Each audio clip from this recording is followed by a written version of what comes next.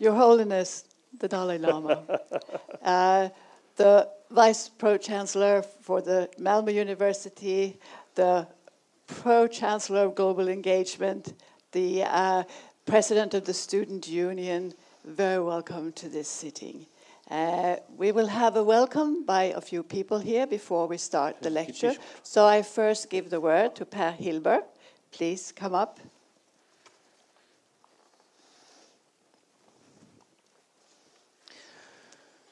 Good morning, everyone. On this day, it's a great pleasure for me, on behalf of our Vice-Chancellor, Professor Kerstin Tam, to welcome His Holiness the 14th Dalai Lama to Malmö University. Malmö University is founded on the human, democratic, and academic values that have emerged from the ideals of an open society, freedom of speech, and critical thinking.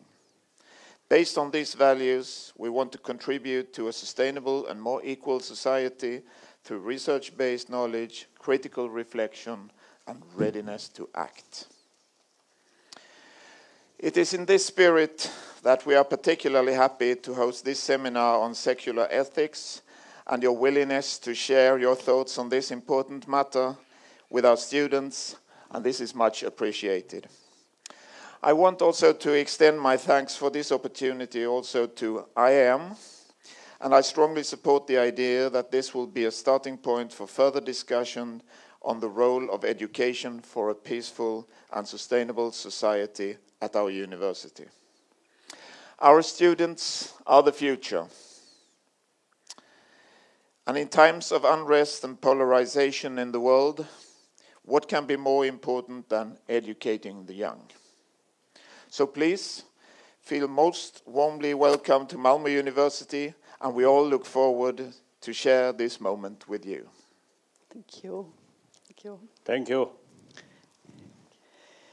And now I would like to give the word to Jenna Pystinen, who is the President of the Student Union. Welcome, Jenna.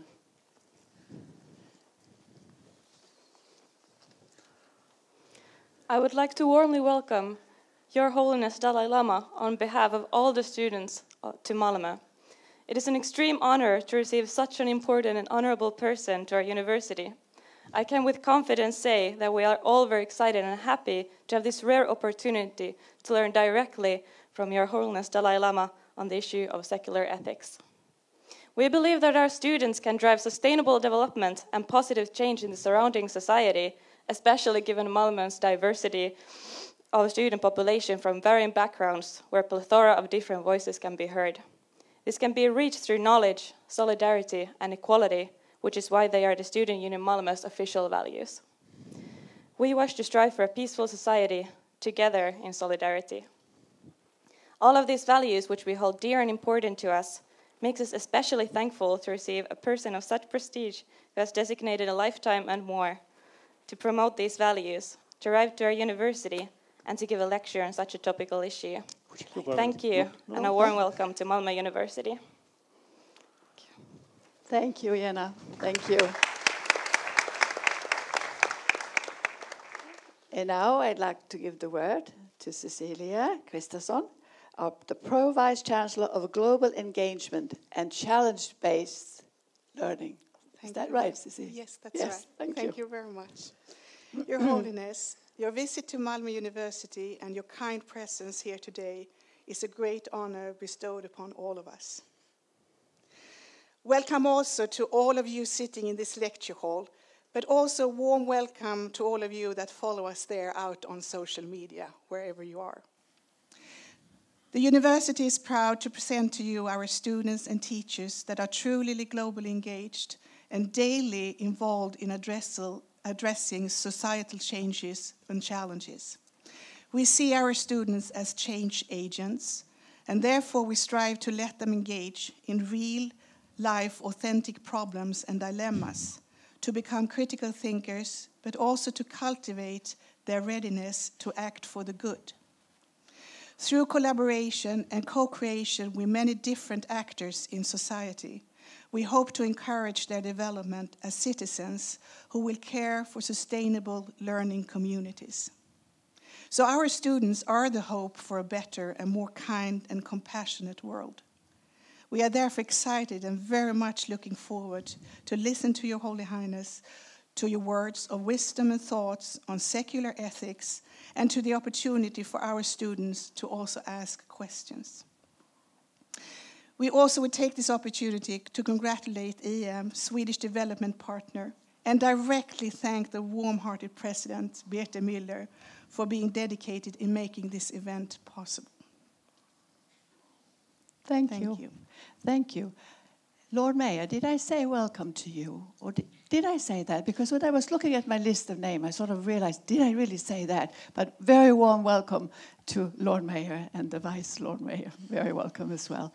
And I would also like to say to His Holiness that in the room here, we also have people from the civil society organizations who are especially dedicated to work against racism and to work for the situation and enhancement of the situation for the refugees, and representatives from the Malmö Museum as well. And I know that you have a little interest in football as well, because we also have representatives from our great football team in Malmö here who are really dedicated to work against racism. Football, no hope. No. No hope. So I would also like to say a very warm welcome to all of you. And I think you already feel how important we all feel that all of you students are. I will just say a very few words about our organization and how come we invited His Holiness to our 80th anniversary.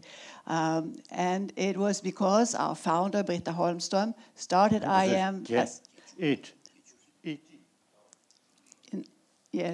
80th anniversary. And she started in 1938 because of the situation in Europe. And here we are 80 years later, and we work in 12 countries around the world, as well as we're working on migrating issues in Sweden. We have about 2,000 volunteers. We have 40,000 donors who think that it is a good way to channel their money to support for the work for a better world.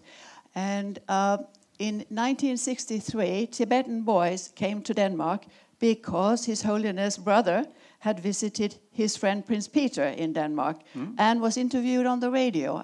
And your brother, Your Holiness, he asked for the support for education of Tibetan refugees, right?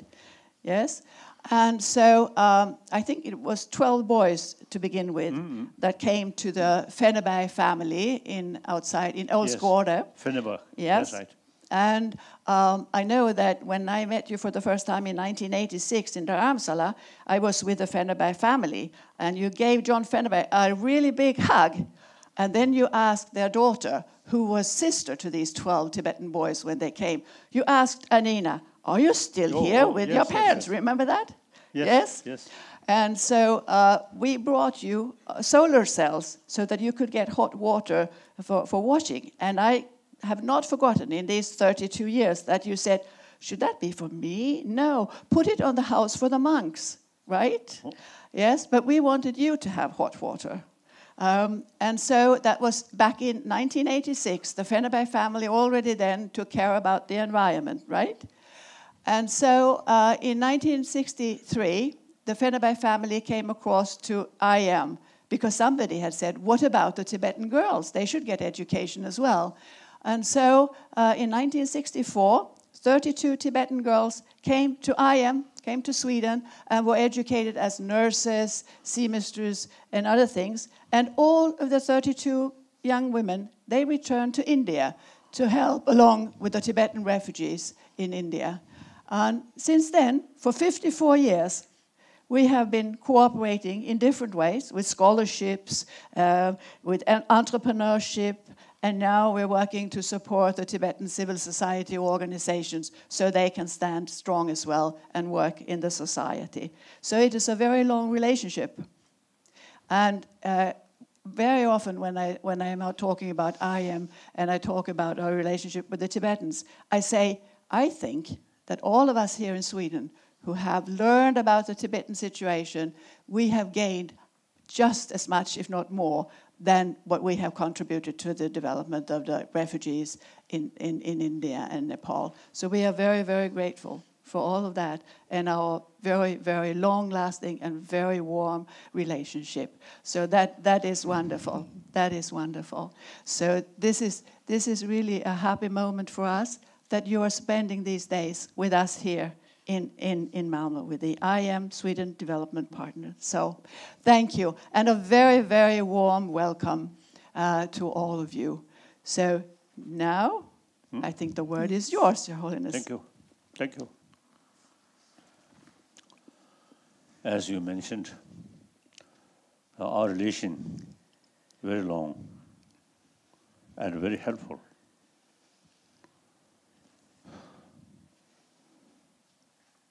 Now, nearly 60 years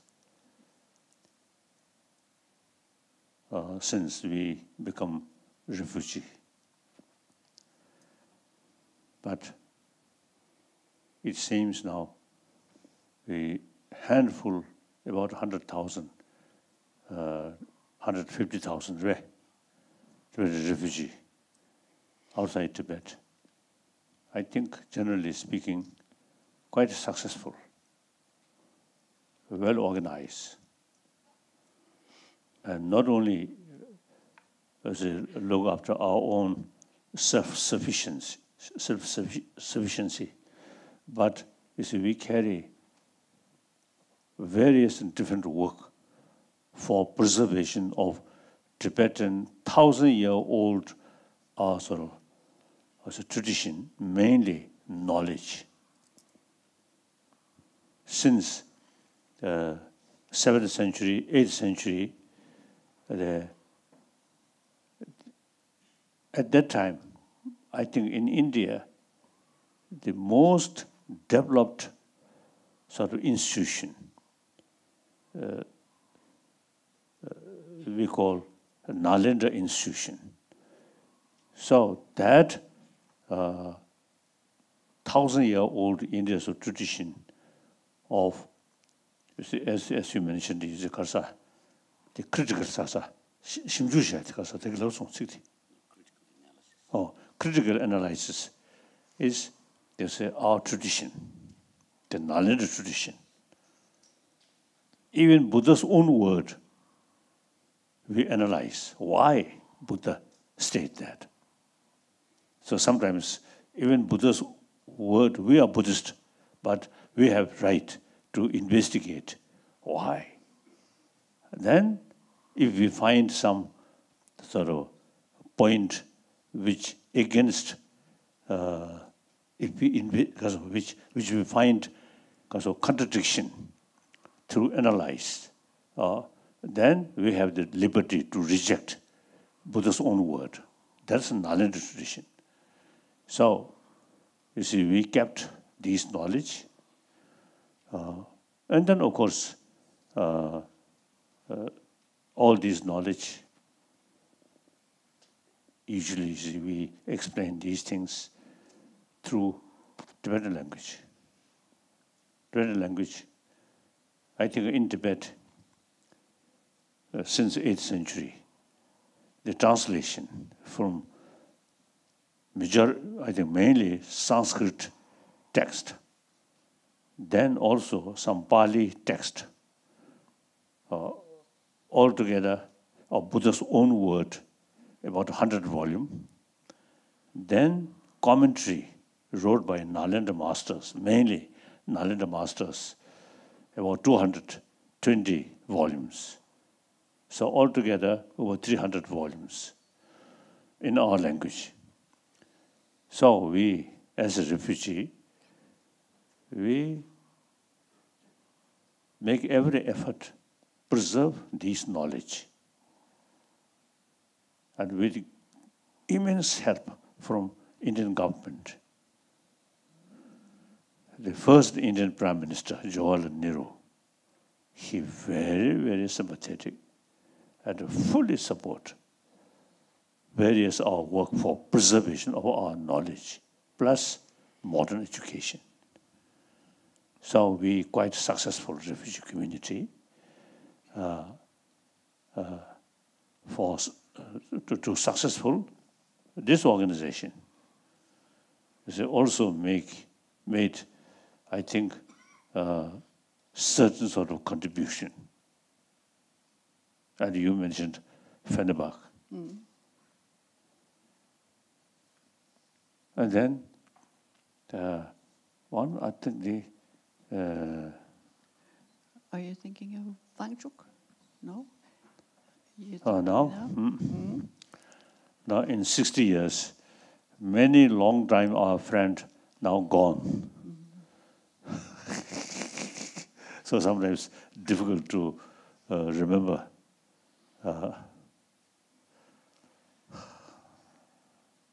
I think we, as a refugee, 60 years, quite long. But in the terms of a nation, 60 years, nothing. In Tibet case, I think a few thousand years. In Tibetan plateau, now according to some Chinese sort of archaeologists, according to their finding, the human being exists in Tibet 35,000 years, quite old. So in any way, as a Tibetan, the high altitude, dry climate. So since we born such sort of high altitude, our physical, our lung quite strong.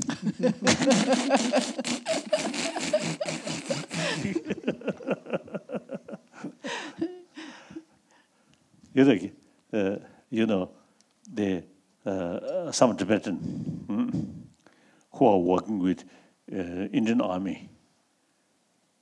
So those Tibetan who born in India, in mainly South India, this is low. But because their genes, I think, come from their parent. So these Tibetan who born lowland, but they is very fit and a very high altitude.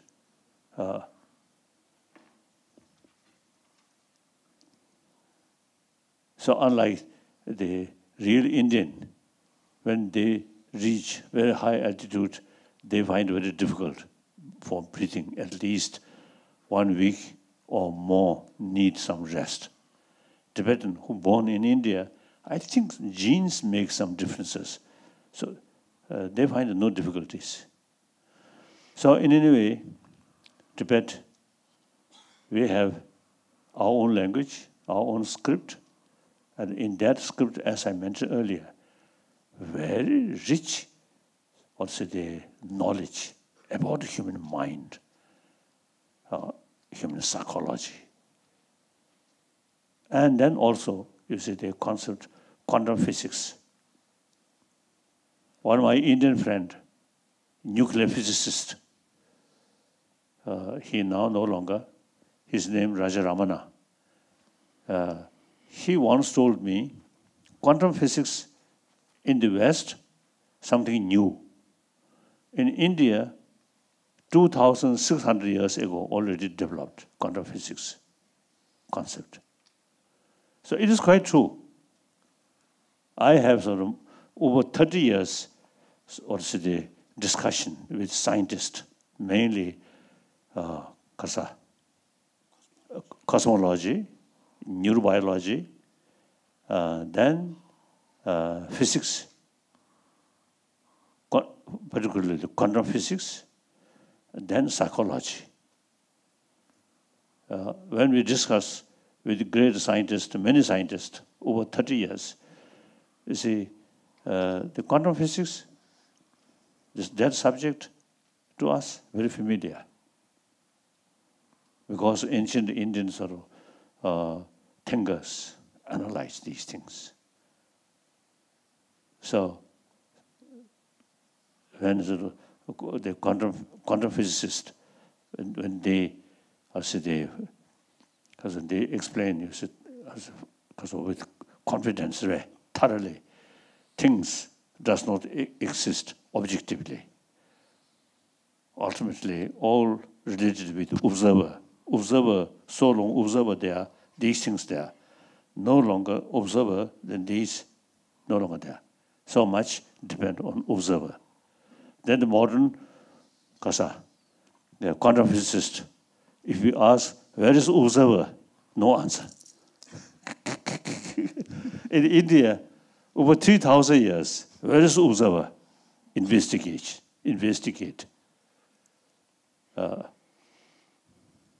So this knowledge we kept.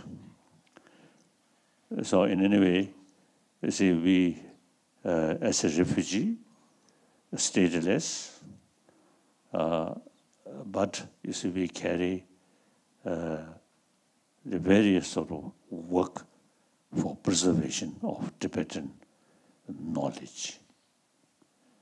And now, you see, we Tibetan, handful Tibetan in India, we committed revival of ancient Indian knowledge, mainly mind, psychology.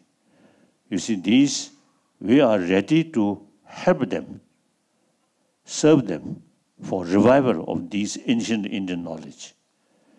So I often, you see, telling my Indian friend with full confidence, India have the opportunity and ability to combine ancient knowledge which brings inner peace. Then modern education already now highly developed, well, not highly or quite well developed in India. So India have the ability to combine modern education and ancient Indian knowledge. Because it's the last several decades, even I think centuries, they completely neglected about the ancient Indian knowledge. We kept. So like that. So nowadays, because of what was the main theme? The secular ethics. Secular ethics. Secular ethics, there's no other choice except you see, think or learn secular ethics. Obviously, 7 billion human beings on this planet, we are facing, besides natural disaster, most of the problem, including killing, violence, is our own creation.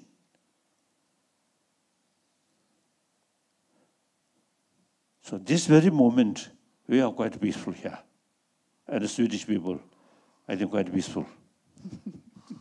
Except during election, you may some busy. Otherwise, you see, very peaceful. This very moment, very peaceful.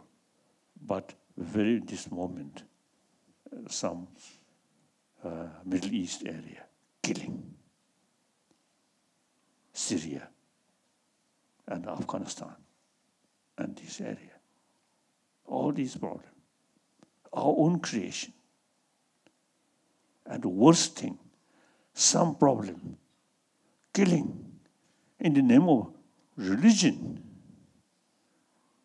Shia, Sunni, unthinkable. Both follower of Allah and follower of Quran, and 5 times each day prayer. But then, just different name, Shia and Sunni, killing.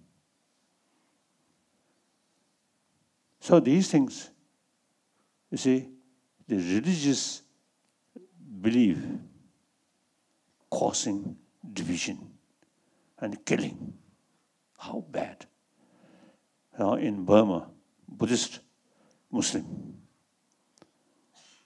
very sad situation there. And then Egypt, Christian, Muslim, also some problem. So now, the remedy to reduce conflict in the name of religion, people have conviction, secular ethics. That means basic human value, moral ethics without touching religion. If that strong, then various different religious tradition is very helpful to strengthening further the deeper human value. Due to lack of conviction about basic human value, then religion also is causing division, killing. And then, on top of that, now human population on this planet, about 7 billion. And out of 7 billion, about 1 billion non-believer. So these also human brothers, sisters. We must bring together. We should bring these people, non-believer, also part of we. They are also human beings. They also want happy life.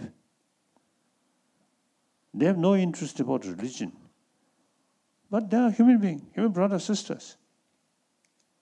Now some scientists say basic human nature is more compassionate. It's quite logical. Every child, every human being, is come from their mother. So all, received immense sort of affection, love from one's own mother. Without that, we can't survive. So that's the way human beings develop. Then, according to scientists, more compassionate mind here, your physical condition also much better. Constant anger, constant fear, hatred is actually eating our immune system. That's a medical scientist say that. So therefore, it is quite sort of convincing. Basic human nature is more compassionate. So now problem is the existing education. So not much pay attention about this inner value. So education, modern education, very much oriented about material value, external value. So, in spite young sort of children, in their mind, human love, human affection, very fresh. Once they join school, not much sort of explanation, not much emphasis, this inner value. So, in spite of basic human nature, more compassionate, once they join school, they eventually neglect this inner value. So now, future of world, if we want to create happier world, more peaceful world, ultimately these things depend on basic human nature, that's compassion. The world should be more compassionate world. Compassion not bring from outside, but from birth, we already have here. So now education, this should introduce children from the kindergarten.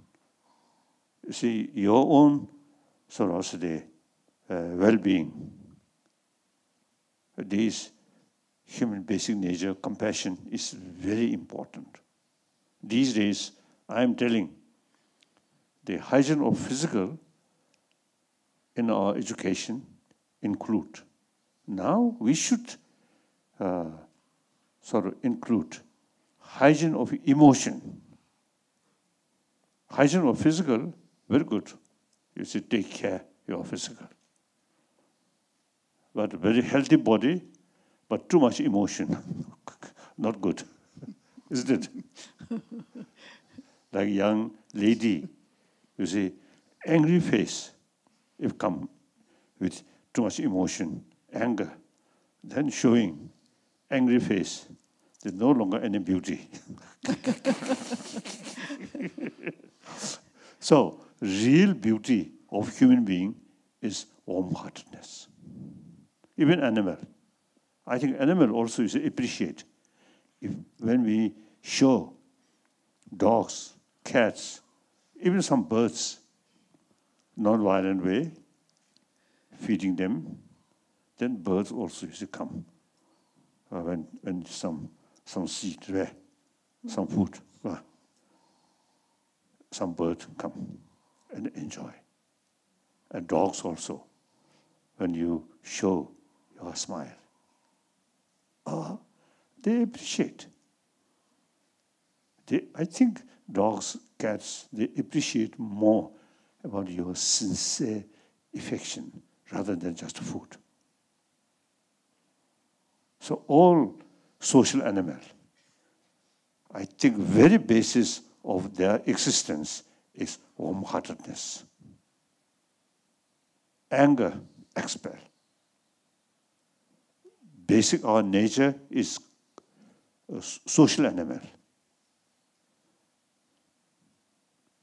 So now today, I think in previously, the social animal means depend your own small village or small community. Now today's world, entire 7 billion human beings, something like our big human community. Eastern world, their future depend West. Western world, East. Similarly, Northern. Now here, Swedish, cold climate. Yesterday, too much cloud. Now today, sunny. Very beautiful. But you see, the existence of this beautiful country also you see depend on rest of other country. Then southern world, northern world depend southern world. Southern also similar. So now we really need, I usually call, sense of universal responsibility, sense of global responsibility. Nothing to do with religion. So that I call secular. So, and then with full sort of conviction about basic human value, then all religion carry the basic human value, that's human love. All religion, in spite different philosophy, different tradition, but all carry same message of love. So therefore, the secular thinking. Secular does not mean disrespect religion. In the West, some my friend, some Muslim, some Christian, they sort of warn me, you should not use the word secular. Secular means disrespect religion. But I use this secular, this word, according to Indian tradition. Indian tradition, secular means respect all religions and also respect non-believer. That's very realistic and very wise. I think because of that kind of sort of secular ethics, look, India, over billion population, and all world major religious tradition live together there. No conflict.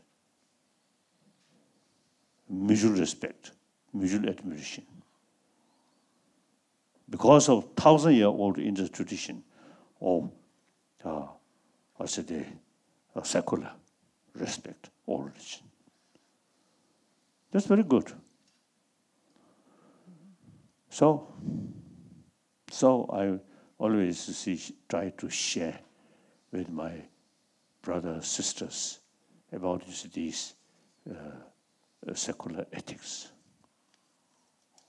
And particularly younger generation, students. You are the generation of future.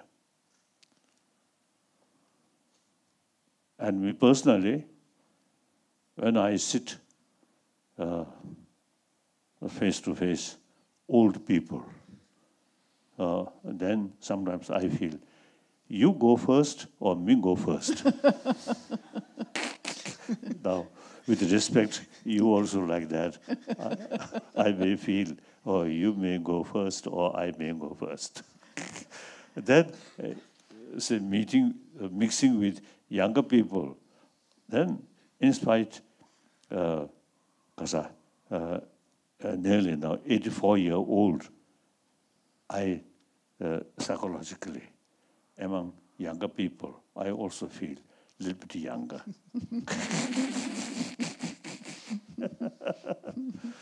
Anyway, I usually use in describing the generation of 20th century, generation of 21st century. Generation of 20th century, myself, that is generation. And you, and some of you, and you also, I think, the generation of 20th century. Yes. So, 20th century already gone. Now we are beginning of 21st century. 21st century only about two decades, nearly 2 decades. Otherwise, the remaining 8 decades yet to come. So past, nobody can change. Past is past. We can learn experience from the past, but we cannot change. Future, still, you see, always possible, because of the various things to see possible, future. So the situation, future, depend now. So if we have the sort of opportunity, change future. So look, 20th century, too much violence. First World War, Second World War. You Swedish, I think, cleverly remain neutral, isn't it? During war. We tried. We tried. So, otherwise, you see, that I think whole European suffer a lot, including Russia. And also Asia, Sino-Japanese War, and then Korean War, then Vietnam War. Too much war. According to some historians, they say about 200 million of people killed through violence in 20th century. That immense violence, and including use nuclear bomb. I have been in the two places, Nagasaki and Hiroshima, where 2 nuclear weapons you see use. My first visit there, even some old lady who actually have some nuclear radiations, patients of some nuclear radiation, like that. And then I saw one watch, 10 o'clock, half melted. Nuclear holocaust. There's such thing as a metal melt. Then human body, no question. All these human beings' creation, not a nature disaster. So I think it is quite mad. A human being, you see, also they feel some kind of proud, and with the name of hero, destroy thousands of other human brothers, sisters. That's, I think, 20th century's, concept that gone. I think early part of 20th century, when nation declare war, every citizen of the country proudly join war effort. Now that kind of situation completely gone, change. After Vietnam War, number of Americans against war. So the Iraq crisis about happened. The millions of people from Australia up to Washington has come out against violence or war. And then one clear example, in early part of 20th century, European, the member state, European Union, one I think clear example, France, French, Germany, arch enemy, fought. But then, after Second World War, that kind of mental attitude changed. So mainly France and Germany and French de Gaulle, German Adenauer, these people are the main people to create European Union. So these are signs of human being becoming more mature, thinking common interest is more important than national interest. Different nations, also part of the Europe. So think European economy, European sort of the interest. It's wise, isn't it? So now, within 20th century, early part, later part, big change. Now we are simply the following later part of 20th century. I think we human beings, through tremendous difficulties, immense difficulties, we become more mature and thinking humanity. So now time come, we have to think about 7 billion human beings on the basis of concept of oneness of 7 billion human beings. We are part of that. So we have to think about 7 billion human beings. You Swedish, you are here quite pleasant. And please don't forget about the rest of the world. We are not. So you already sort of committed. You see, you as not remain quite comfortably here, and not my sort of concern what happened at the other side. You truly, you see, showing genuine concern, interest, and not only just concern, helping. Thank you for this good example. Like that. So therefore, secular ethics, I think very relevant, I feel. All religion carry a wonderful message, but as I mentioned earlier, all 7 billion cannot be religious-minded people. And then different name of religion also sometimes causing, as I mentioned earlier. So, now some questions. Yes, please. We will start out by Cecilia asking you the first question, and I have to tell you, Your Holiness, that the students have been very active with the questions. So we have prepared 27 of them. Okay.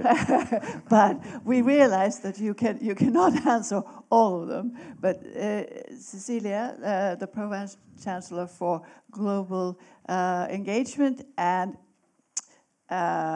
challenge-based learning. She will start. She has the first question. Challenge. Very good. Yes. Thank you, Your Holiness. Challenge is important. Challenge there, then human intelligence open. Mm-hmm. If no problem, then our intelligence rest. If some challenge there, then our intelligence ready to find answer or analyze the situation. So challenge very good. Thank you. Thank you very much, Your Holiness. And I'm personally, according to our sort of tradition, the way study, debate, we consider debate is very important part of our study. So in order to carry debate, challenge always there. Without challenge, then no base of debate. Like that. Yes. Thank you. During 2015, Malmö University and Malmö received a lot of refugees coming here. And we also, students and teachers were very engaged, and they formed a platform called the Malmö University for Refugees. And we have very actively, together with other universities in Sweden, tried to change laws and policies to open up our universities to be able to have this as a sanctuary place for academics all over the world. And you are talking about the value about balance between science and education of the heart. So my question is, what advice do you want to give us to all our universities to strive to become better caring institutions? Because we are academic institutions and very focused on the mind and science, but we would also expand and become caring institutions. That's a difficult question. I think you know better. I don't know. Oh, but your whole... In principle, as I already mentioned, you see, we must utilize human intelligence, and we should not content what we have. Further develop is very, very important. Our mind should open. I think that much I want to share with you, and then more detail how to do, I don't know. Well, Your Holiness, I think that the Pro-Vice Chancellor is alluding to our discussions that we have had about your curriculum for secular ethics, because there is already means and tools how the university can be more teaching for the heart, right? We already start some program in India according to the revival of ancient Indian knowledge in modern India. So, some sort of, curriculum, or already, you see, we carry some research work, some preparation. So,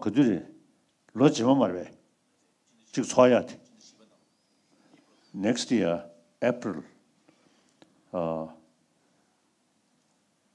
also one major discussion about text about secular ethics next April.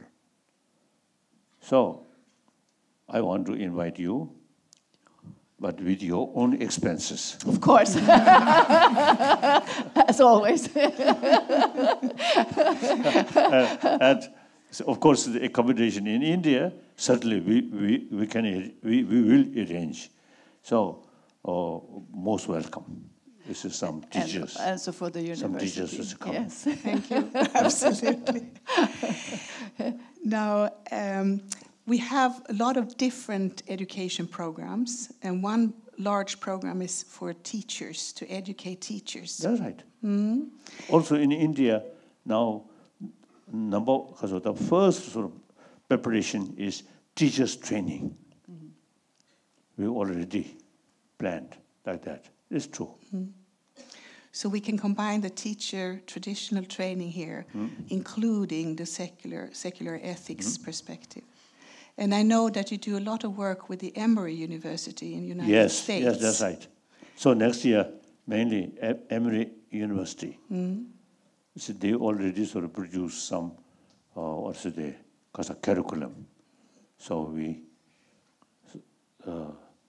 these are part of our sort of material to discuss like that. Okay. Oh, very good. Now, I know the students are very eager and they have worked so hard to raise questions to you. So I think really we should get going on the student questions. And we have a person here that will read the questions to you, and the student who have asked the question will stand up so you can have eye contact with that person too. So Yes, Ilona. direct And question, okay. Ilona Karpinen, she is the previous president of the student union in Malmö. Right. Yes. Actually, I am not. But No? Am I mistaken? no, I was not the president, but part of the student union board. Part in any of the case. board. Part of the board. Excuse me. But okay, small mistake is good. Is it? I learn. Every day when I learn something is a good day, right? Yes. So the first question comes from Sean Trainer, Human Rights Program. What does Your Holiness think Buddhism can teach us about our innate connection to the natural world in a time when many have forgotten that the earth does not belong to us, but that we belong to the earth? 가자, 낭배.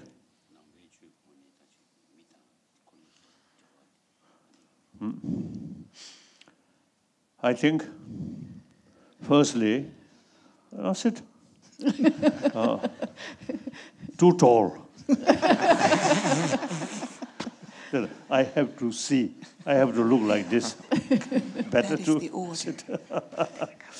So, I respect all major religions, as I mentioned earlier. The key thing is practice of love. That's all religion carry.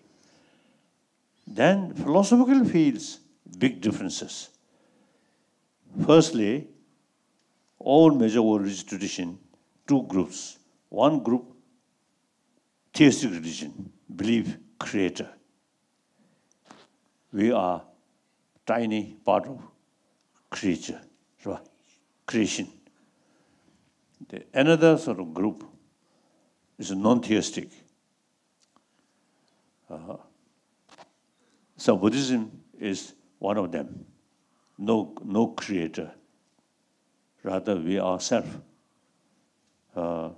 self-creation. On the basis, the life after life. Soul, no beginning, no end. So, life after life. With that, the concept of karma. Karma means action. See, you carry good action, the good result come. Helping other people, these are good action. Result will be you get benefit. Negative action, bad karma, harming other is bad karma. The result, you have to face negative consequences. So since no concept of creator, so everything depends on one's own action. Then more detailed sort of explanation about nature.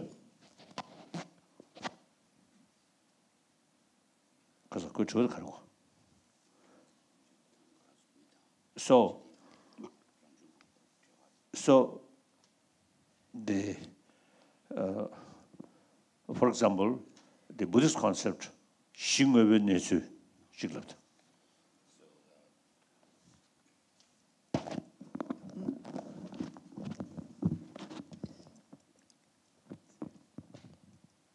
So according to Buddhism, we talk about the ground reality of everything, which is the pieces.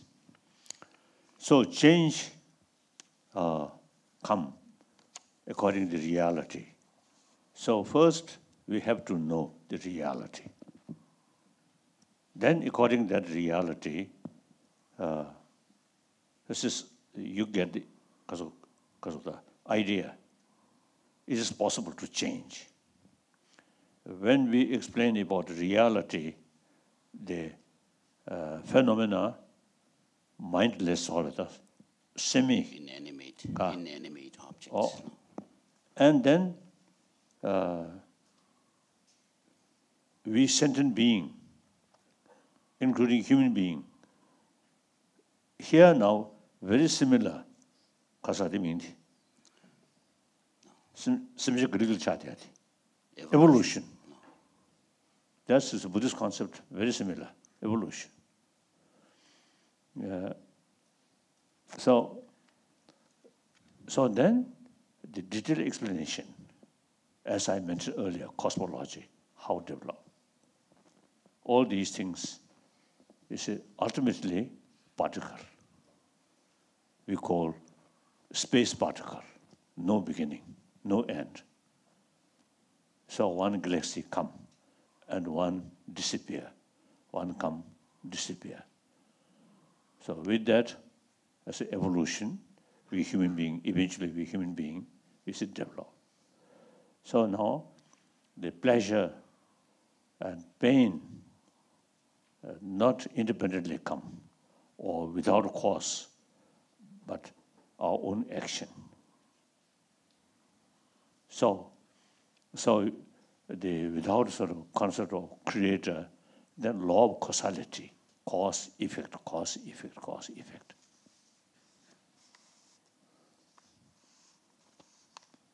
So, go to the main question. So therefore,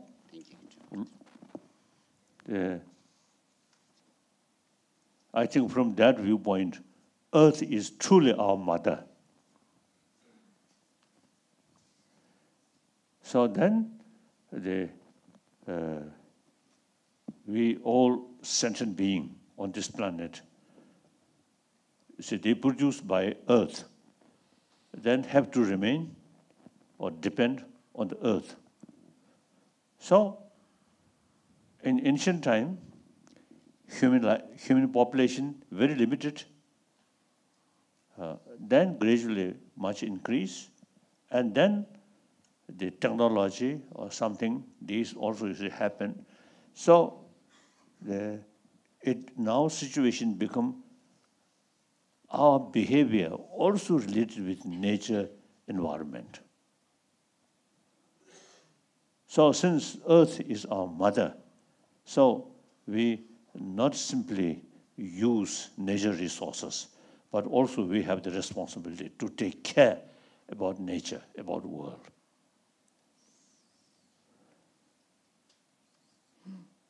Like that. Thank you. Next question? Yes. Rebecca Olszewski, Peace and Conflict Studies. How can a single person have an impact or defend ethics as an individual compared to internationally established companies or organizations?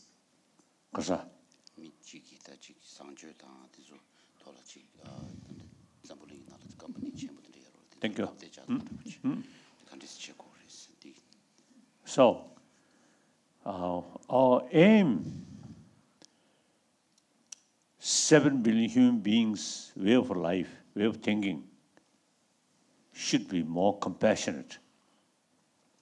So the present, just, you see, me, not thinking we are part of the 7 billion human beings.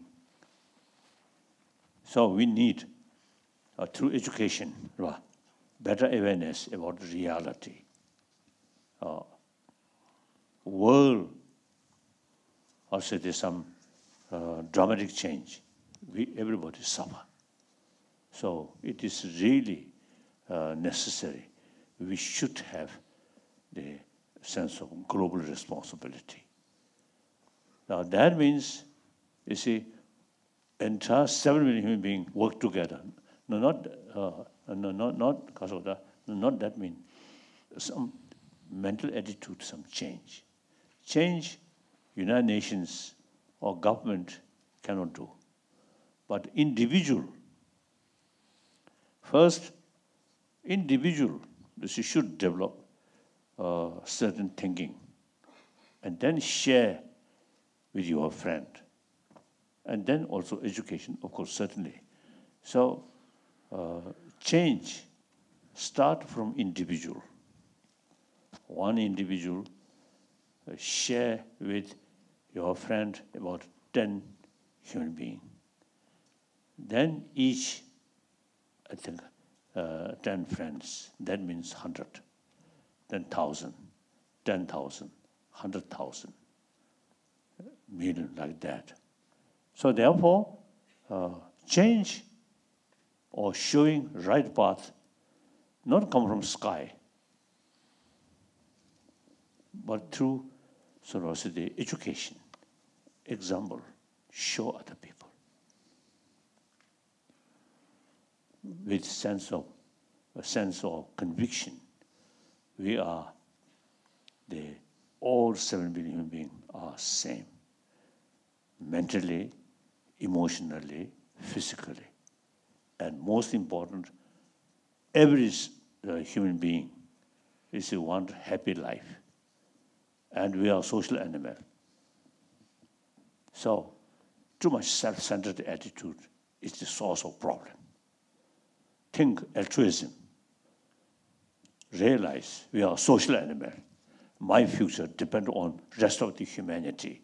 So, even my own selfish view, I have to take care about the rest of the world. Okay. Next question. Sadeldin Ibrahim, Human Rights. What do we have to do to stop the genocide in the world before it is happening? And how do we allow and convince the international community to respect and implement the treaties it has signed?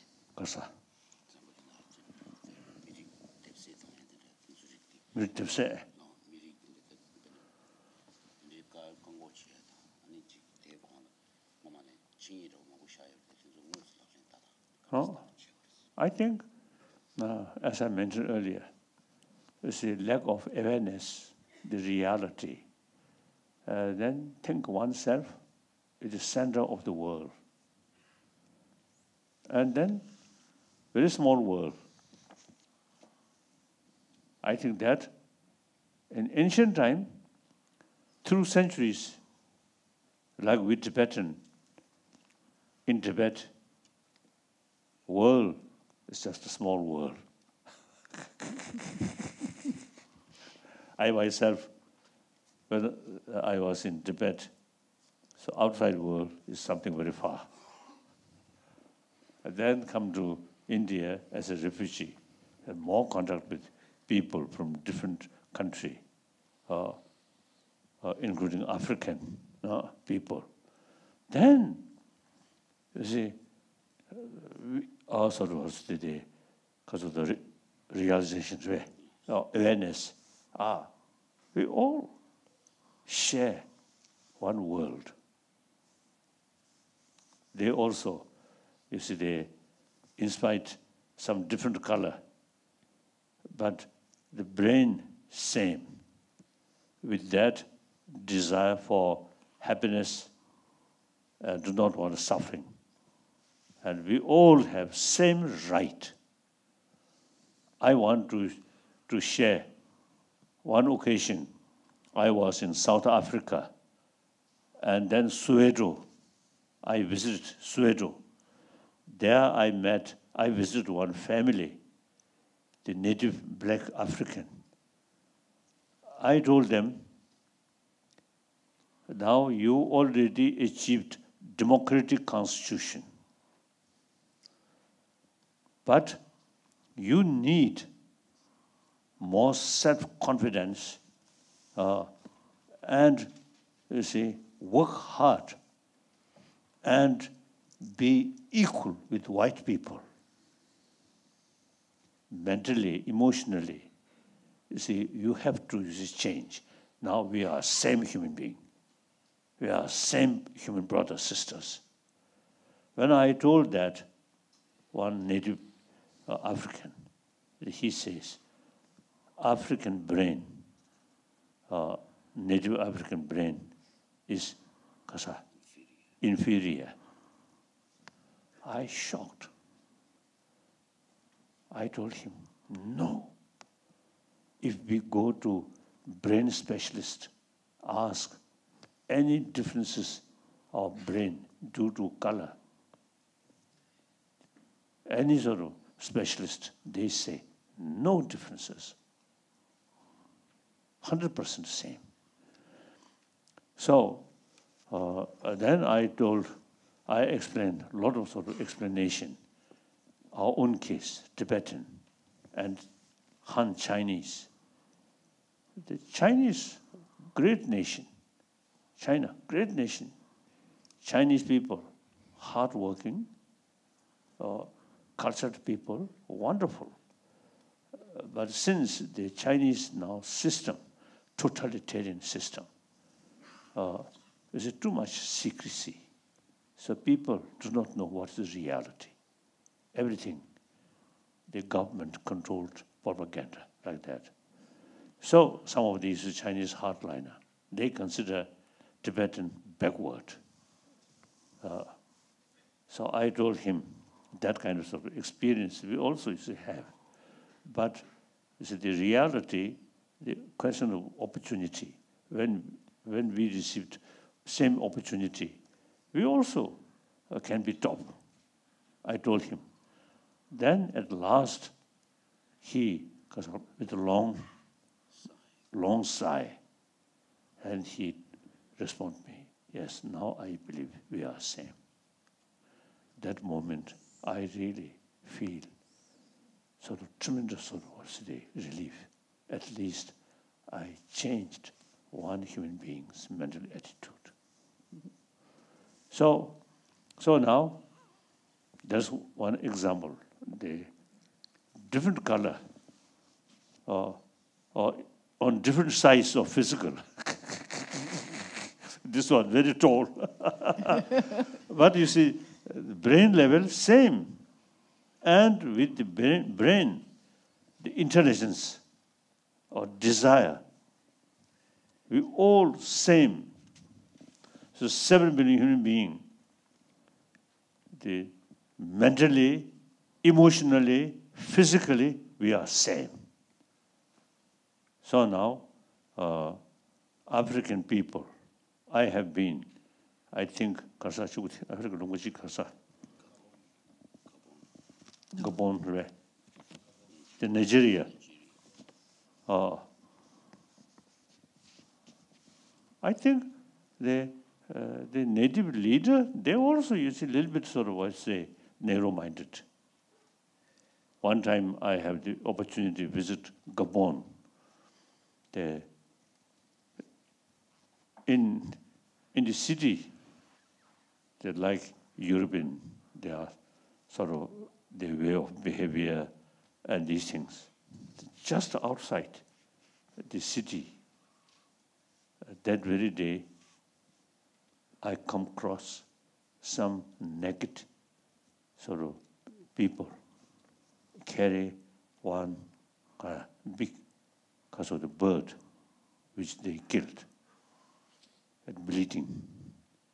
Just like as a century-old simple way of life. So big, within is a few miles. Big city, more westernized. Just outside, still a century-old like that. So the local people, local leader, must pay more attention in education, transformation of the society. Education is the key factor. So African brothers, sisters, please now pay more attention for education. Not few individual, big car or television. Of course, they're useful, but main focus, education, public education. That's very important. When we become refugee, our main priority is education. Like that. Okay. What do you think?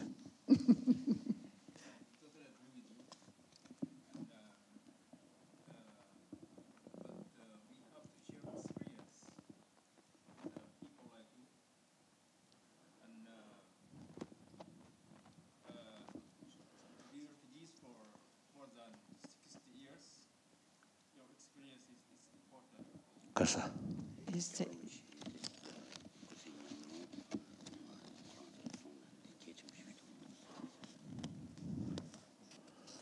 One my sort of wishful thinking is where, just empty sort of was a dream. European Union, same spirit. I think Africa too big, huge continent, great potential. Now you see each nation. You see, I think lack of education, and then little bit sort of narrow-minded. So at least Northern Africa, some kind of union of Africa, I think, hopefully, to develop. Then East Africa, West Africa, Central Africa. Then some kind of union. No need army. No need weapon. All resources put on farming, education. And Africa, Sahara, I feel there is, I think, possibility. There is a possibility. The Sahara, Mediterranean Sea. So we already have the technique to translate, desalination. Seawater through mission become sweet water. So use maximum way the Mediterranean sea water and also some extent the West. Then the Sahara desert, you see, use this water to plantation in Sahara. Similarly, in Australia, a few occasions I express Australia all because of the site, east, west, north, south, all on the sea. So plenty of sea water. So use that as a desalinate, and then should be some kind of plan. Every year, 200 kilometers inward from all sides. So use water to add more, the plantation. I think possible. I think much better spend all money for such things than, you see, buying a weapon. I think in order to create peaceful world, I think we need demilitarization. Firstly, selling weapon. I think you, Sweden also is selling some weapon. Yes, we are, unfortunately. So you see, making money, selling weapon. The purpose of weapon is kill, nothing. You cannot eat. The bullet, you cannot eat. Just kill. Very sad. America also is selling a lot of weapons. Very sad. And Your Holiness, you saw the IM work we're doing with humanium metal by melting weapons. Yes. Oh, wonderful, wonderful. So I think, like Scandinavian countries, I think you have the moral responsibility to promote, and then that gun, No, His Holiness is referring to no weapon, the Reuterswerd weapon with the knot on it, right? Yes. So these things, I think, wonderful. So these things not easily to achieve, but constant effort, realistic effort, with determination, and with ultimate goal, peaceful world, no weapon, no killing. Oh. Okay, please, Ilona. Yes? Malin Sundström, PhD student in care science. Loneliness is an increasing problem for many people around the world. How can we fight this, since it is something that affects people and their life and health in many ways? Loneliness.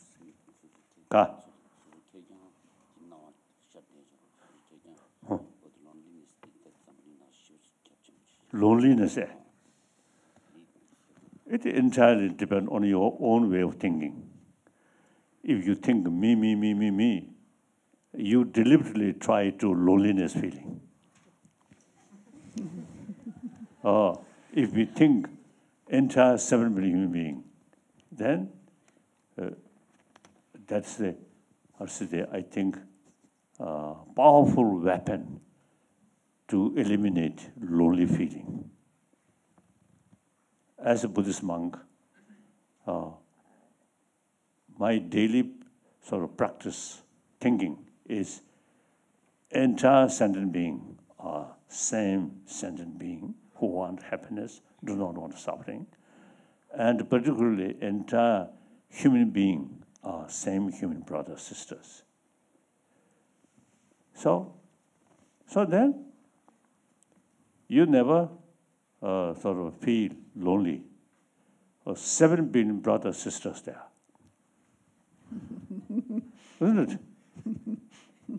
Wherever I go, you see, not necessarily to introduce each other, but so long, same human face.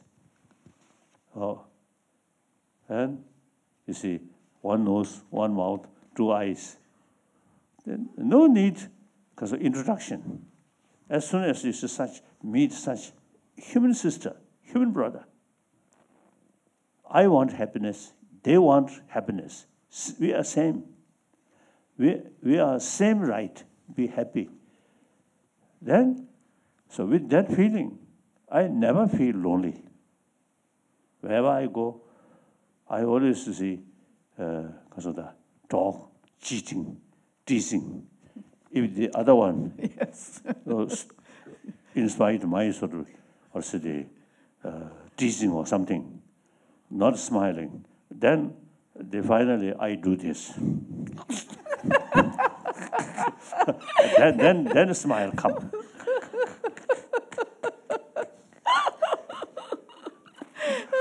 So like that, particularly some police with uniform, and I do that, they do that, then, and I smile, no smile, run like that. Then I ask them, please smile, but still it's difficult. Then I do this.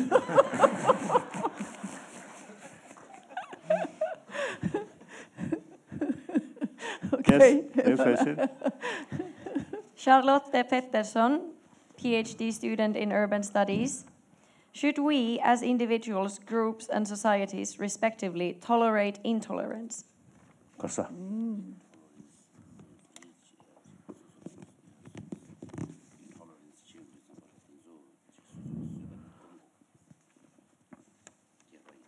Now, I think genuine practice of tolerance, I think not just faith, but reasoning. If someone, you see, for example, take advantage on you, analyze. If let that person, whatever he wants, not much harmful, then okay. But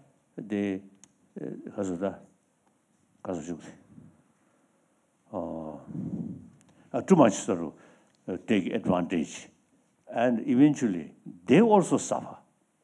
That person also.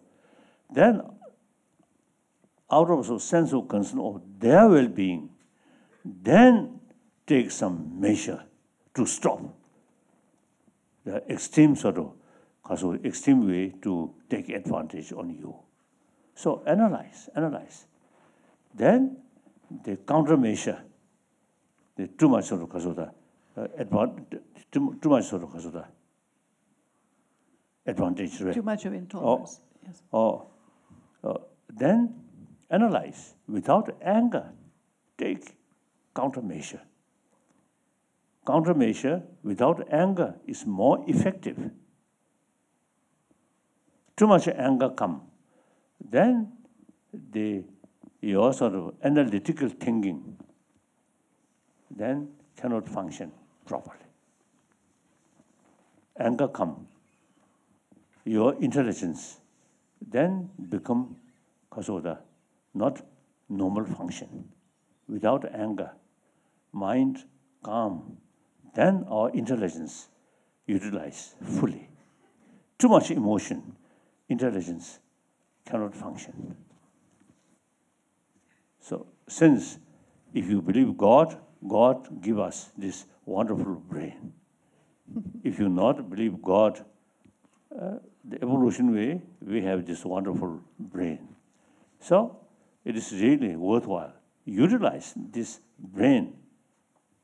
We should not remain like animal, like tiger, elephant, physically very strong, but the intellectual here, intelligence very small. So our head compare elephant much smaller, but brain which use to develop intelligence is ours, because our brain is compared with our physical very big. So that's our advantage. Now we must utilize human intelligence properly. In order to use human intelligence, your mind, your emotion must be neutral.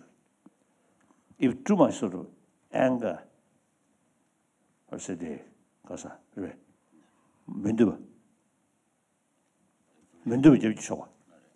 you have too much aversion towards things, or an attachment, too much sort of close, then our intelligence cannot function properly.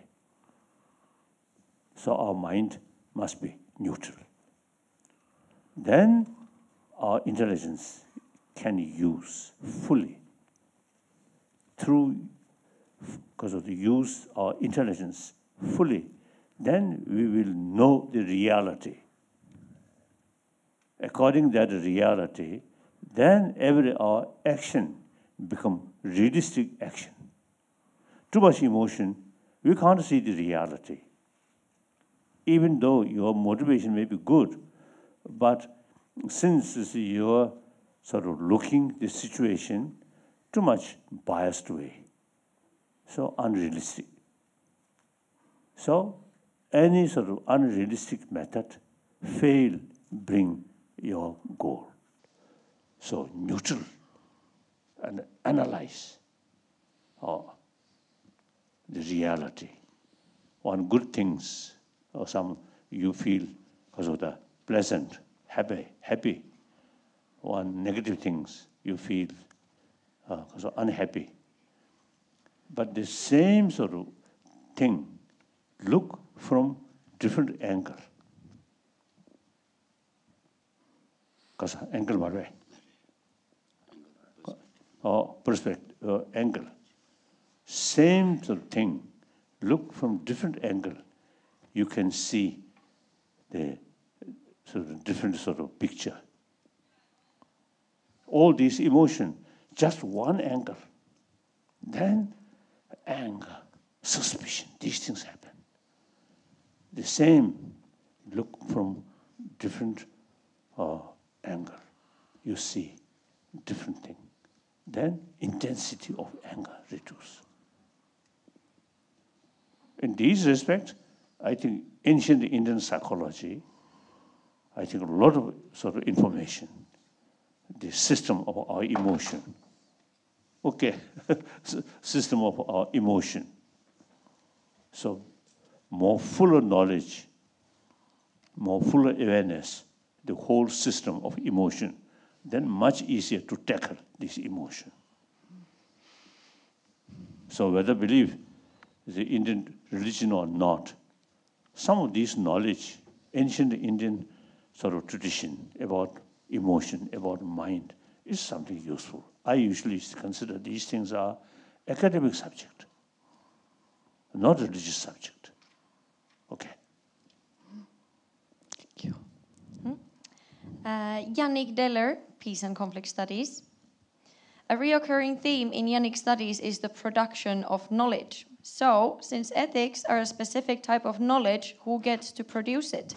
And who defines what ethics is?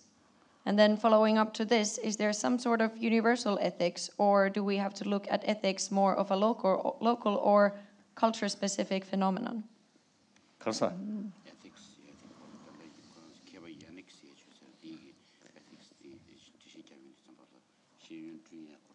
Very good question.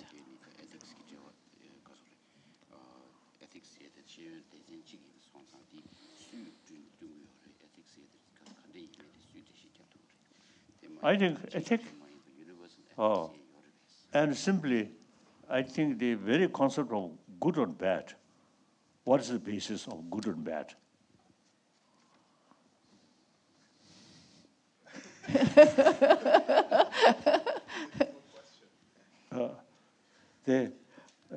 Of course, according to religious belief, then is something different explanation. That is something different. But secular, generally, dogs or birds, they also, you see, appreciate some sort of attitude which brings happiness or pleasant their mind. That's good. Any action, any attitude brings more suspicion, more uncomfortable. That's bad. Because we want happiness, we do not want suffering. So basis of good and bad is the happiness and unhappiness. Then the further question, why we want happiness? Then something complicated matter. But simply, I think the good or bad action, verbal action, physical action, all these, something bring happiness, pleasure, joyful, that's good. And then something fearful, or uncomfortable, that's bad. So as I mentioned earlier, according to Indian tradition, the soul, no beginning. So loss, cause and effect, and then previous life, this life. So all these, so basically, we want, including insect, want happiness. Is our right. We do not want suffering. It's our right. So any verbal action, physical action, mental action, bring some uncomfortable, that's bad. Bring some joyful, that's good. So it is, ethics, anything which brings some happiness, that's ethical thing. Deliberately restrain harming other. Because they also, like me, want happiness, do not want suffering. If someone use harsh word to me, I feel uncomfortable. So therefore, I should not restrain harsh word to other. So that's an ethical thing. Okay. And so thank you very much, Ilona. And thank you very much for all your questions. And I know there are many that are not answered, but unfortunately we have a time limit. So now I think we'll have a thank you from the university, Your Holiness. So the Chancellor would like to say thank you to you. Okay. Yeah.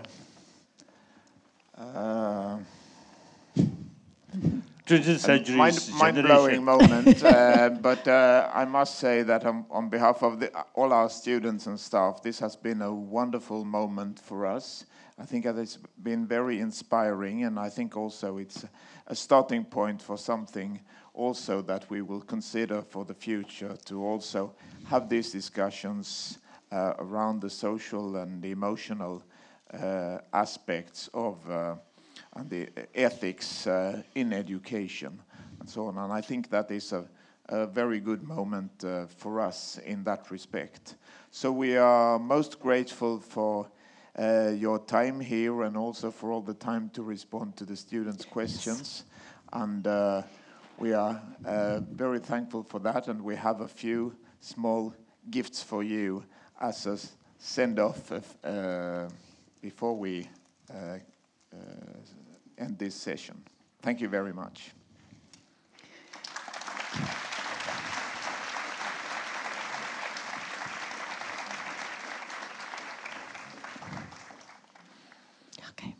Okay. Here we go. Thank you. Thank you. Oh.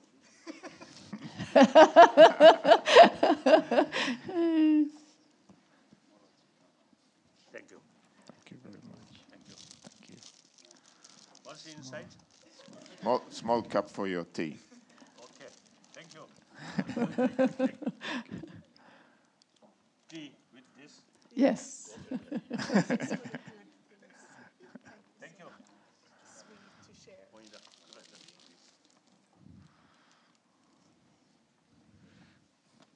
This is our tradition.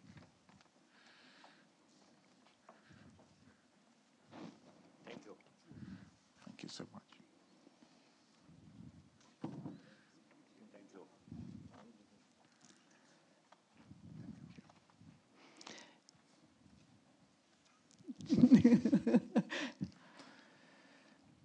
Whoa. This has been made while we were having this talk by this gentleman here through my cat. Thank you.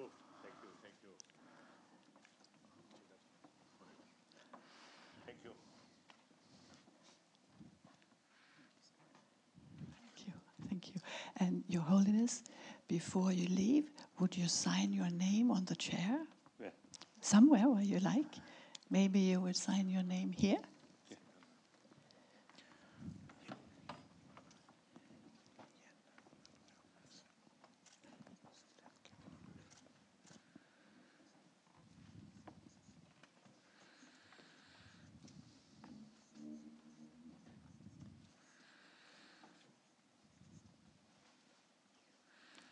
Thank you. Thank you very much. What? Buddhist monk, Dalai Lama. Did you all hear what His Holiness was saying? No. What was it you wrote? Tell them what you wrote. Oh, Buddhist monk, Dalai Lama. So that's on the chair. So now, if you want to use this, if you want to say something, if you just want to say.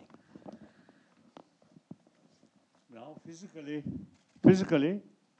departing. We may see in future or may not. But mentally, always together. I remember you always.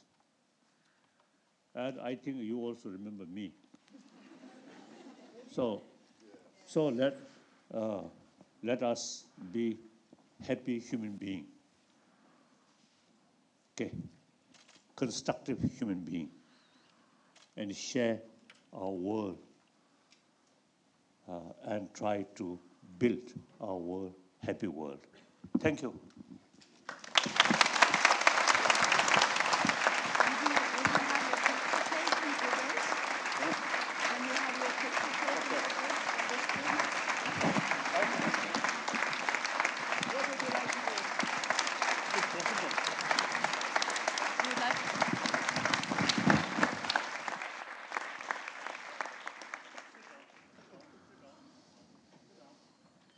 I want to go this side and take one picture from here.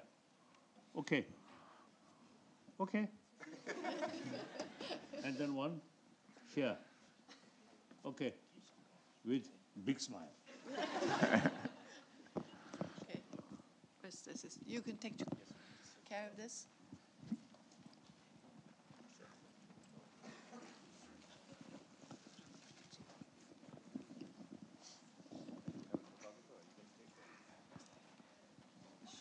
She's a deacon of the faculty where I'm active, and she will carry this further on.